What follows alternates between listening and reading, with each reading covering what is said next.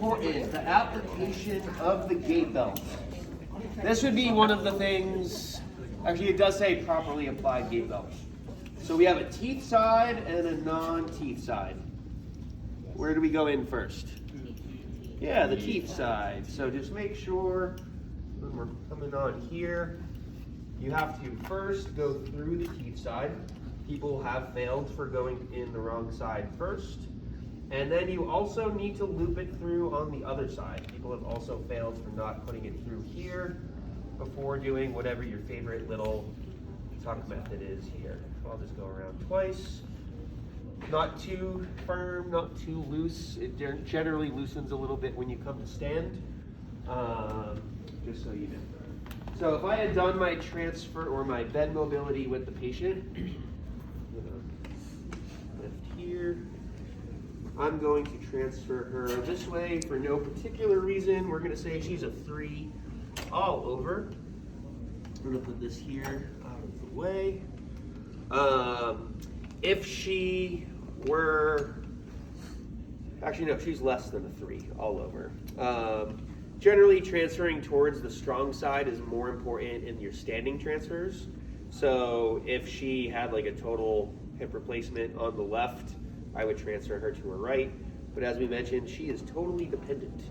So that doesn't really matter as much. I'm going to make sure I can get close enough and lock the chair. This one, because it goes away, I'm actually going to take both sides off. Ideally, I would try and leave them on if possible, but the way this chair locks, we're not going to be able to do that.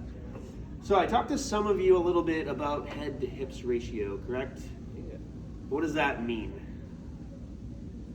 He has no idea.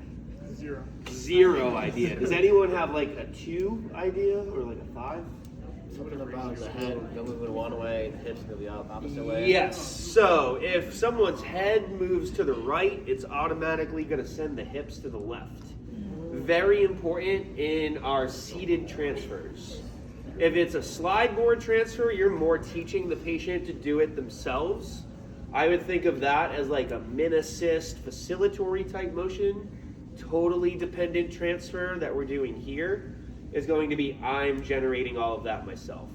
Obviously she's fully dependent, she's not safe, I would have my hand on her the whole time. Setup. For this one, the chair relatively flush with the table here. And what I need to do is when I get her up to seated, you're going to slide a little bit. Actually, I'll show how to do it. So stay back. So I didn't have her close enough to the side of the bed. Her feet aren't all the way on the floor. That's not good. So I'm going to come in. I'm going to actually have your hands crossing. Again, I don't want her extremities that she might not be able to control to be flying all over the place flimsy. For here, I can have my hand on the gait belt, and to bring her forward, it's nice and easy. I can just scoot her forward here. Thank you for helping me. Please don't. Sorry. And as we saw earlier, if she was, you can scoot yourself forward this time. Oh, she's falling. Don't let that happen. Now you can lean forward on me, and then I use. I didn't even realize that. I know, she's just too strong. So you bring their chest forward, you use their legs to push their femurs back. If I needed to scoot her forward and I didn't feel like she's a bigger patient, I didn't feel as comfortable bringing her weight all forward at once, I use that same head-hips ratio. You're gonna come forward, we're getting nice and snug.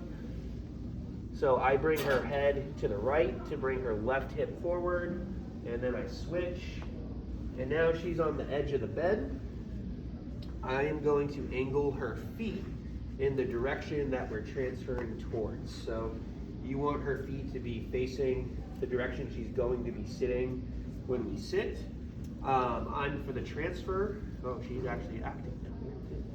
I'm going to bring my arms inside of her arms.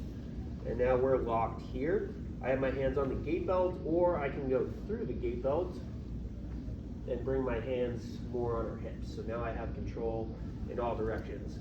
If we're transferring to the right, where does her head need to go? To the left. To the left. Her left, my right. I'm a little bit far here, so I'm going to scoot you a little bit closer first. And now I have full control of her. We are nice and snug. Thank you for moving the arm of the chair. That is one thing that people will do, and then they hit the arm, or they lift their patient way more than they need to. So from here, I'm telling my patient we're gonna rock in this direction here. 1, 2, 3. And it is just a pivot and sit. Thank you so much. And then, they were clapping, that's what I was thinking. And then we sit, and then I'm bringing the arm of the chair back down. And now I can let go of my patient. I would ideally get the footrest back on, get her feet supported, because she might be so weak that she can't lift her legs. Going back is going to be exactly the same thing, just the opposite. There are different, so I am tall and I still don't like to do it this way. There is a variation, if any of you like wrestling, I call it the DDT. So you actually are going to bring her head under your armpit. Yes. And then you grab here, 1, 2, 3, rock, twist, turn. I am guarding her legs. Not many people prefer to do this method, but some do. So if that's the way you feel most comfortable, go ahead and do it. I don't recommend doing it that way. So you need to get low. My sternum, my shoulder is basically in her sternum, and we are snug. We're nuzzling. I'm sorry I was mean earlier. Now that is the variation with the feet on the ground. If the patient is like completely, totally dependent, legs are flimsy, and you need to totally lift them, I have done this clinically. This is what I learned on internship.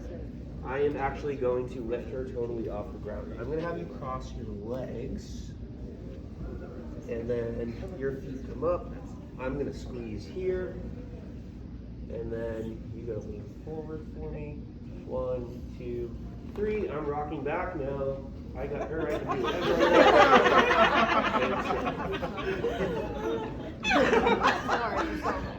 Come on down.